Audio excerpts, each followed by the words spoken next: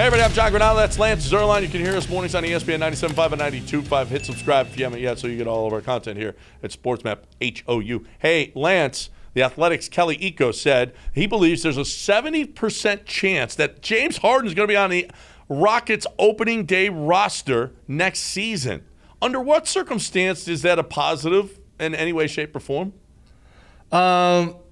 I don't know. You tell me how that's a positive. If Victor comes, okay, let's say they get Victor.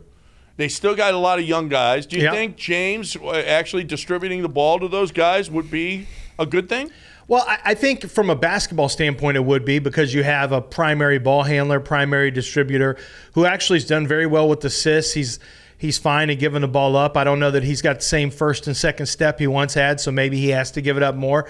But there's two different Rocket things at play here. There's the growth of young players mentally, psychologically, basketball professionalism, basketball IQ, and then there is basketball X's and O's. And I think James Harden would actually help from a basketball X's and O's standpoint. I think the offense becomes more efficient. It becomes more fluid. I think guys can fit into roles a little easier.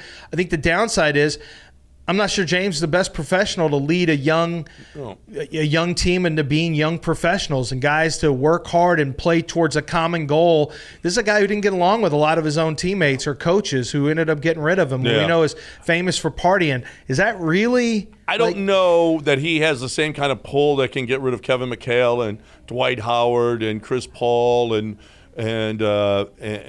right. Westbrook. I don't think he's got that same kind of pull right now. And if you want to know the truth, I don't know about you, but I've got a different opinion of James than I did when he left here. He seems to be a guy who's not nearly as selfish. He seems to be a distributor of the basketball. It looks like he's playing more team basketball than he ever has. And as he is getting older, I think that, and yet he's still hitting some shots, some big shots, and being a key player for the 76ers. I look at James a little bit differently now than I did when he was here. I'm not worried about basketball James. Yeah. That's not really what I'm worried about. I'm worried about being a pro James, being a guy to teach young guys and being a leader. The basketball stuff never bothered me. I mean, he was known to be the primary scorer for Houston. He did some things. I mean, were there times he settled for bad shots? Yeah. Were there times that he should have made an extra pass? Yeah.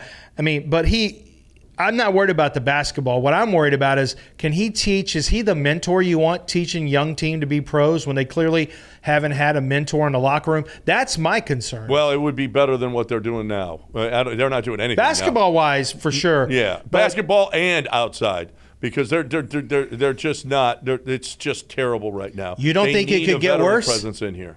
Pardon me? You don't think it could get worse? Yeah. If a guy who really knows the Houston party scene can't help introduce him to some party people? Yeah, no, listen, that's not the guy that I would be bringing in here. No question about that. I don't disagree at all there. But they've got to do something. And James would be a big name. If they don't get Wembanyama or Scoot, is James able to? Is this new James able to draw any free agents here now as opposed to before? They didn't. I didn't see a lot of them caring for him. I mean, look who the free agents were who came in, or the veterans who came in. Dwight Howard, he didn't get along with Dwight. Traded for Chris Paul, couldn't get along with Chris Paul.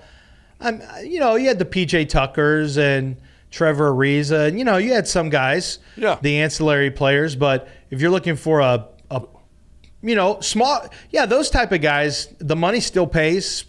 The money spends just the same when Tillman Fertitta gets but you couldn't, but at least you got those guys to buy in a little bit. You can't get anybody now. I mean, you got Danny Green. Let me out of here. I can't be here. I mean, what a veteran has come in of all the guys that they traded for and said, I just can't wait to get to Houston. Well, it's not a team that is built for a veteran. I'd say instead of free agents, I'd be worried more about making sure KJ Martin is the best he can be, and Jalen Green is the best he can be, and if KPJ's still here, the best he can be, and Şengün. Like, you've got guys who have talent. What's the most you can get out of those guys? Where can they go? What can they be? Who can they be in the offseason? Who can they be, between games on travel? What can they do on back-to-back in the fourth quarter when it gets tight? I want to know what is that going to look like? Forget free agents for a second. Like, can you get your own guys with talent who are who aren't killing you cap-wise? Can you get more from them? That's what I want to know. You know what? This organization depends on this. If they don't get one of these top two guys, Well, I'm praying for Victor, like Tillman told me to. I'm praying for Victor, but if they don't get the top 2 guys, dude, how far does this set them back? I mean, honestly, it's tough. I don't think they. I don't know who 3 is going to be. Or Miller 4 is from gonna be. Alabama. Yeah, well, maybe, but that guy ain't changing an organization. No, not like the first 2. No. If you don't get the top 2, you're in a worse position. No, yeah. It's going to be. Well, you're not in a worse position, but if you don't get that, everything is pushed towards. Well, we're bad. Oh, well, we're just doing it because we're trying to get Victor. What happens if you're bad for 3 years in a row now, and you don't even get 1 or 2? What's your game plan then? That's what I'm curious about. What's that game plan look like? Yeah, this is so Texans-like.